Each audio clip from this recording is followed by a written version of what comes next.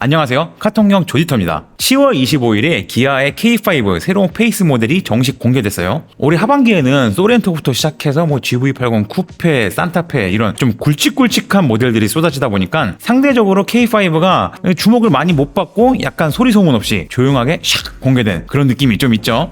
일단 표면적으로는 디자인이 조금 변화를 했는데 디자인 말고도 실내 인테리어라던가 가격표, 옵션 구성에서 조금 디테일한 부분들이 많이 변했다는 걸 확인할 수 있는 그런 페이스리프트 모델이었어요. 그럼 3세대 K5 페이스리프트가 과연 어떤 부분들이 변경됐는지 한번 살펴보고 가겠습니다. 먼저 전면 디자인입니다.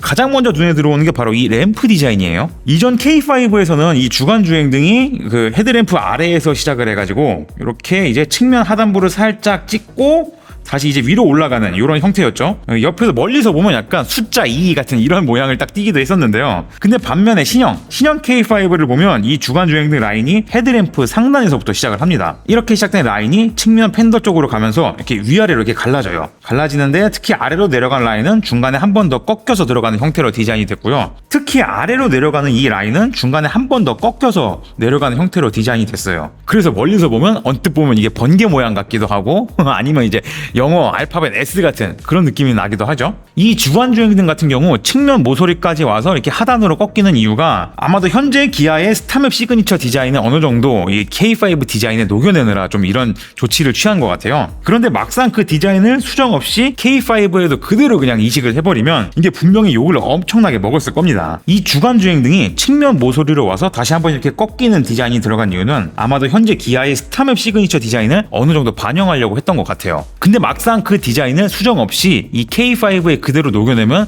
이거 분명히 욕을 먹었을 겁니다. 왜냐하면 지금 기역자로 꺾이는 이 램프 디자인이 이미 소렌토부터 시작해서 이런 식으로 들어갔었고 모닝도 들어가고 이런 식으로 정말 카니발까지 안 들어간 데가 없거든요, 이 디자인이. 그래서 만약에 이 똑같은 디자인이 K5에까지 적용이 됐으면 사람들이 그 디자인에서 오는 엄청난 피로감을 느꼈을 텐데, 그런데 기아의 K5 같은 경우 이 기존 디자인 자체가 너무 멋있게 나온 차량이었단 말이죠. 그래서 기아 입장에서는 이 잘 만든 K5 디자인을 최대한 지켜내면서 어느 정도 브랜드의 패밀리룩 요소도 살짝 첨가하는 그런 절충안으로 이렇게 신형 K5 디자인을 만든 게 아닌가 싶습니다. 하단부 범퍼 디자인도 어느 정도 수정이 좀 가해졌는데요. 대신 이 보닛이라던가 상단 그릴의 형상 같은 부분은 거의 그대로 유지가 되고 있어요. 암튼 이 바뀐 램프 디자인도 괜찮은데 원래 K5 자체가 이전 램프 디자인이 굉장히 핏한 비주얼로 나온 그런 모습을 가지고 있었잖아요. 그래서 이번 K5 페이스리프트 같은 경우는 뭔가 디자인을 그래도 조금 변경을 해야 된다, 이런 강박관념 때문에 오히려 군더더기가 살짝 붙지 않았나 이런 생각이 좀 들기도 합니다. 그래도 그 군더더기 자체가 굉장히 미미한 수준이라서 크게 거슬린다거나 하는 그런 느낌은 거의 들지 않아요. 반면에 후면부는 상당히 멋있게 바뀌었습니다. 테일램프 쪽도 현재 기아차에 계속 적용되고 있는 이 스타맵 시그니처 라이팅이 들어갔는데요. 근데 그렇다고 해서 또 모닝이나 소렌토처럼 완전 직각으로 꺾여 내려가는 그런 형태는 아니고 이렇게 사선으로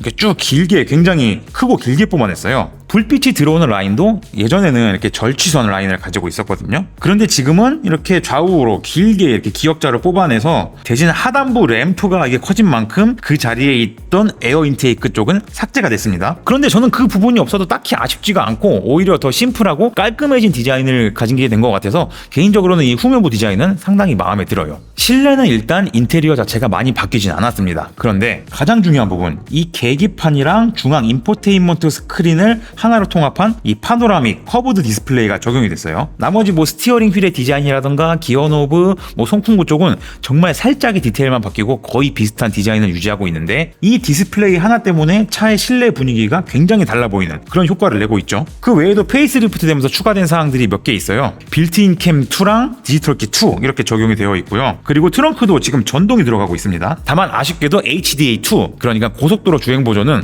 2가 아닌 1이 그대로 유지가 되고 있습니다. 사실 이건 어느 정도 예상이 됐던 게 올해 상반기에 나왔던 소나타 페이스리프트 D 엣지 모델도 HDA1이 들어갔었거든요. 현대기아가 아직까지 이런 부분에서는 이 중형과 그 위에 준대형, 여기서 딱 급 차이를 확실하게 나누는 것 같죠. 마지막으로 가격표를 볼게요. 2.0 가솔린 기준으로 보면 시작가가 일단 366만 원이 표면적으로 오르긴 했는데요. 사실 이거는 366만 원이 오른 게 아니라 기존까지는 최하위 트림으로 운영되던 트렌디 트림을 삭제하고 이 프레스티지가 기본 트림으로 올라갔기 때문에 그 갭이 벌어진 거라고 할 수 있죠. 이전 K5에서 운영됐던 이 트렌디 트림 같은 경우는 실제로 판매량도 거의 없고 렌터카 용도로 주로 쓰이는 그런 트림이었어요. 그러다 보니까 최근 기아차에서 나오는 신차들은 주로 트렌디 트림이 사라지고 프레스티지부터 이게 기본 사양으로 적용되는 그런 트림으로 지금 자리하고 있는 그런 추세죠. 그래서 이 프레스티지 트림을 기준으로 봐야 정확한 인상률을 확인할 수 있을 텐데요. 이렇게 되면 프레스티지가 2,784만 원, 이게 정확히 예전에 비해서 114만 원이 오른 그런 케이스가 됩니다. 일단 인상액이 이 정도 규모면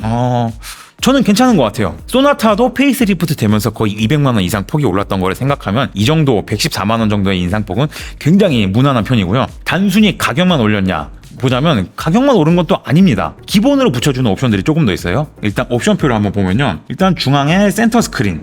기존에는 이 프레스티지 트림을 가도 겨우 이제 8인치 디스플레이 오디오를 넣어줬는데요.